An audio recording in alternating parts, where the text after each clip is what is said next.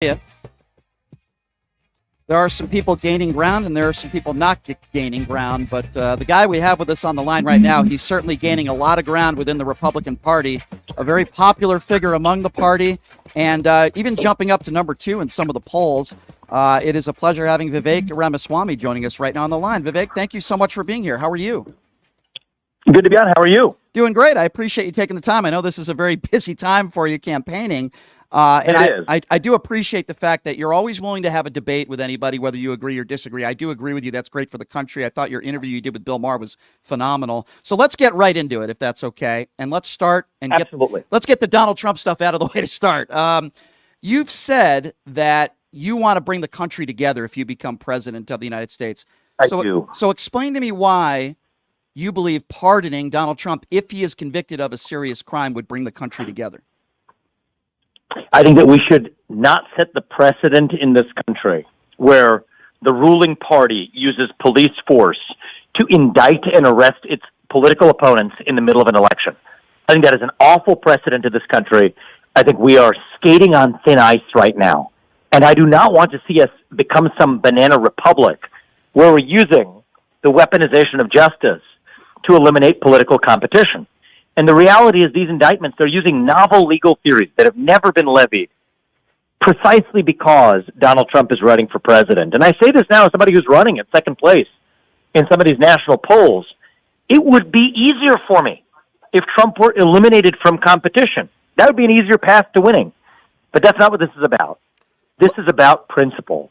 And I think that that's why it's so important that I be vocal on this. Okay, so let me ask you this then. If you're elected the next president of the United States, if Joe Biden is convicted of some crimes as serious, when you're president of the United States, would you do the same for Joe Biden? Would you give him that same luxury, and would you pardon him? Well, the reality is we're seeing the opposite right now, is when there are actual crimes that have been potentially committed relating to selling off our foreign policy, we're not even seeing the beginning of an investigation. And so my standard is if it is a politicized persecution through prosecution, what does that mean? If somebody's prosecuted because of their political affiliation or belief, then that is a basis for a pardon. And that doesn't mean that it just applies to people who agree with me. For example, Julian Assange, who probably has very different politics than I do, based on what I know if I had to guess. I've said that on day one he would get a pardon. Why? Because Chelsea Manning, the government official who leaked the documents to Julian Assange, had her sentence commuted by President Obama because she's transgender. But Julian Assange sits in foreign exile in a foreign prison. So to me, that's a clear example of a dual standard of justice. And my view is anybody who's a victim of a politically motivated persecution through prosecution, whoever that is, if it's a really politically motivated prosecution and somebody under similar circumstances would not have otherwise been prosecuted, that's what I've said would be my basis for pardoning any American. Last question on this, not to beat a dead horse here, but can it be possible, Vivek, that Donald Trump actually committed some serious crimes? And listen, I think the case in New York, I think that's a fair point. I think that's very political. But Jack Smith is a guy that has prosecuted Democrats. You know that. So can it be possible? Yeah, but I've read the indictments. And so obviously it's based on the facts of what I've read, right? And we can go, I've read my article in the Wall Street Journal about why actually the legal theory used to prosecute Trump in the documents case is based on a flawed statute and a flawed legal theory that fails to even mention the Presidential Records Act. So we could go through the details. What I've said is I'm assuming that the facts in the indictment are the worst statement of the facts for the defendant. That's almost always the case. The indictment contains the most prosecution favorable statement.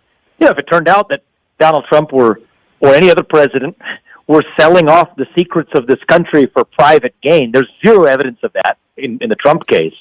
But if it turns out that there's a U.S. president whose family members accepting multi-million-dollar bribes from a foreign nation that gets hundreds of billions of dollars of U.S. taxpayer money in return, yeah, my opinion on Donald Trump would be different then. But the irony is there's not a shred of evidence to suggest that that's happened in Trump's case, when in fact that is the open question about whether that's happening with the Biden family. So we have two standards of justice, and we have to call that out for what it is. But look, I'm in this race to lead our nation forward. I want to reunite this country. I want to reignite this country and our economy, and to actually solve the problems that all Americans face, from our own southern border, which I will seal, to our own economic stagnation, which I will reverse through economic growth, shutting down an unconstitutional shadow government in the administrative state. That's something I can do as the U.S. president. declare independence from China, who we depend on for our modern way of life. I know how to get this done. I think I'm the person uniquely suited in this race who can get it done and revive national pride in the next generation of Americans while we're at it. That is what we need in this country, and I think I'm the only person in this race who can truly deliver a landslide election in the general. Look at the places I'm campaigning. Mm-hmm. We're not leaving no state left behind, no city left behind, no American left behind.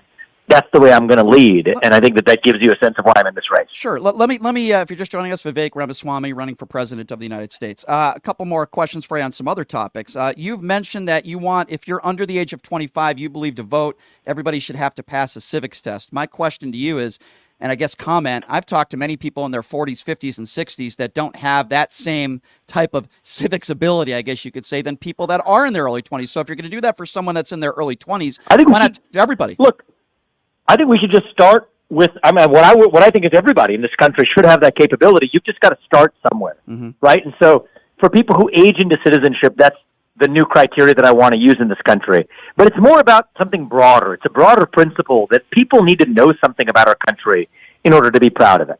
I think every kid who graduates from high school should have to pass the same civics test that every immigrant already has to pass in order to become a voting citizen of this country. We make immigrants know something about this country for a reason.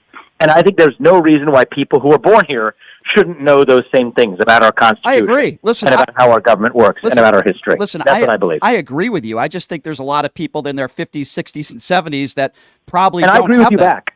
Yeah. And I agree with you back that too is a problem, but we've got to start somewhere. Okay, well, and the fact that we can't start there doesn't mean that we don't start somewhere. Gotcha. All right, let's talk about gun control. You were doing an interview on Fox News, and you were asked about gun control, and then you brought up the trans shooter. That's a term that some people use in Nashville. You went over there. My question to you is this. If trans shooters are less than 0.5% of all mass shooters in this country, why do you always talk about that shooting? Well, I don't always talk about that shooting. To the contrary, I was in response to a question asking about the supposed racial motivations based on the manifesto of the shooter in Florida. And I said, we can't apply a dual standard where in one case we obsess over the manifesto, and yet in the other case, they have not even released that manifesto to the public.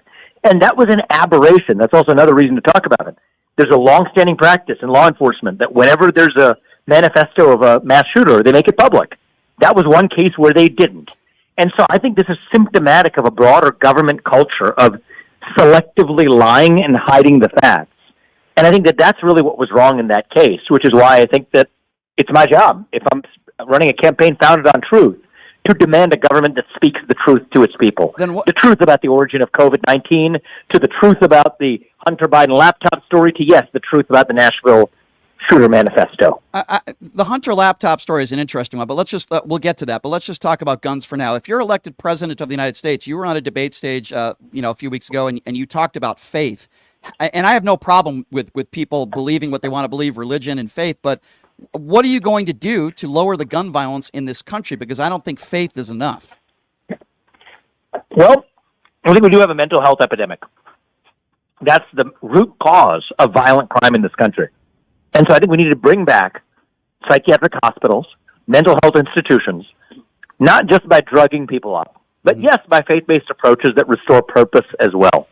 And I do think that it's no accident that over the same period we've seen the closure of those mental health institutions, we've seen a rise in violent crime. I think that by actually restoring and fixing that mental health epidemic, we're going to get to the root cause, remove dangerous people from their communities, rather than removing guns from law-abiding citizens. That's what I say. Are you comfortable with an 18-year-old going into a gun shop, buying thousands of rounds of ammunition and assault weapons? Are you okay with that, or would you raise the age? Would you get rid of some of these assault weapons, particularly these AR-15s that seem to be used in these larger mass shootings? Is there anything you would put on the books? Look, I think the fact of the matter is if somebody's willing to break the law and kill people, that means they're going to be willing to break the law to be able to illegally acquire a firearm, even if they're banned. And so I think it's just the wrong way to go, and we forget what the Second Amendment was created to do. It was created to secure all of the other freedoms we have in this country. And I think the fact of the matter is we have to acknowledge that if you want to address crime, you do it through more cops on the street without having to look over their shoulder to be able to do their job without fear of being sued, sure, and bring back mental health institutions. I agree with you. That's what we need to do. I agree with your take on mental health. I agree with what you said about law enforcement, but you think it's just a coincidence that per 100 people in this country, we have 140 guns, and back when the Constitution was written, we had something called muskets. You don't think we're obsessed with guns in this country, and that might have something to do with why there's so much gun violence here? I don't think that has much to do with the gun violence here. That's the answer to the question. I think that the reality is there's a reason why Iran and China and other countries claim to offer the same freedoms we do in this country but don't. It's that they don't have a Second Amendment and we do. Mm-hmm. And that's just a reality of part of what it means to live in a free country. And so I think that is wrongly serving as a lightning rod for criticism, when in fact what we need to focus on is enforcement of the law, mm-hmm. allowing law enforcement to do their job, and addressing the mental health epidemic in the country. Two more quick questions, and then I know you got to run. Let's talk a little bit about Vladimir Putin. You've said on record that you would give him parts of Ukraine. You think that would be better for the United States of America. My question for you is, some people say you're rewarding an evil, murderous dictator for going into another country and invading another country. Why would you do that? Well, predictably, that's a distortion of my position. Because what I've said is that would be in the context of a deal. The deal would be in return for Vladimir Putin exiting his military alliance with China. And the Russia-China military alliance is the single greatest threat that the United States faces today. So, of course, I wouldn't just give him regions of a country that he invaded without conditions attached in return. That would be insane. Of course, that's how, the media is very good at creating caricatures of candidates' positions, but my job is to make sure that that's why I'm interviewing you. Through that. Absolutely. And speak the truth. Exactly. That's why I'm interviewing. And so the reality, sure. Yep. And so the reality is, what I think is that the Russia-China alliance is the single greatest concern the U.S. faces on the global stage. And if we can end the Ukraine war on terms that pull apart that alliance, that is good for the United States. It's good even for the rest of the world.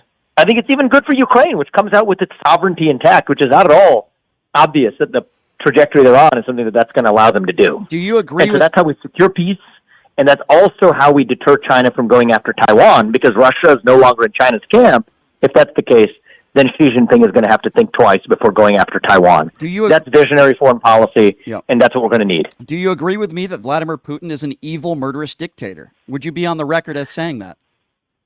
Vladimir Putin is absolutely a dictator. Xi Jinping is absolutely a dictator. The world is full of dictators. Does that mean that we trust them? No, we don't. We should not trust Putin. Mm-hmm. But we can trust them to follow their self-interest. Mm-hmm. And I think that that's what realism in foreign policy demands. And my job as U.S. president is to advance American interests by acknowledging that nations act in their self-interest, and that's how I'll lead as commander-in-chief. Last question, Vivek, and we really do appreciate your time. Donald Trump has just stated in the last few days that he would be very open to you being his vice presidential candidate. I know in the past you've said you're not really interested in that. You want to be the number one guy. I understand that. Has your position changed at all, and what is your response to Donald Trump in saying that he would consider you as his vice president? Well, I'd say evolved would be the right word, where what I've said is I am hopeful that President Trump will be my most valuable advisor and mentor during my first year in the White House. I don't want to relearn those same lessons that he had to learn, in some ways the hard way, the first time around. I want to pick up where he left off, build on that strong foundation, shutting down and taking on the deep state and the administrative state to move to the next level. And I think that he will be my most valuable mentor when I am in that seat in that first year, and that's the role that I will call on him to play. Well, on a lighter note, Vivek, I played Division I college tennis, so if you ever get out here to Vegas, we got to play a set, my man. I love that, man. I saw some of your strokes. You look pretty good, I got to say. I'm not, at my best, I wasn't half bad, but now it's the campaign trail eating into my game. But let's do that. I would enjoy that. I would love that, and I know you canceled a couple events, not your fault, in coming here to Las Vegas and coming to the state of Nevada. I'd love to get you maybe in studio. Oh, we're going to reschedule those with a vengeance. Yeah, I think I don't remember what travel issue got in the way, but we're going to be absolutely coming back. And when you come back, man, I'd love to get you in studio for a couple minutes. I really, like I said, awesome. I appreciate the fact that you're always willing to debate people and have conversation. I do agree with you. That's great for the country. And we'd love to have you on again down the road, Vivek Ramaswamy. Thank you so much for your time. I know how busy you are, and we really do appreciate it. Thank you, brother. Appreciate it. We'll see you in Vegas. Thank you. That's Vivek Ramaswamy.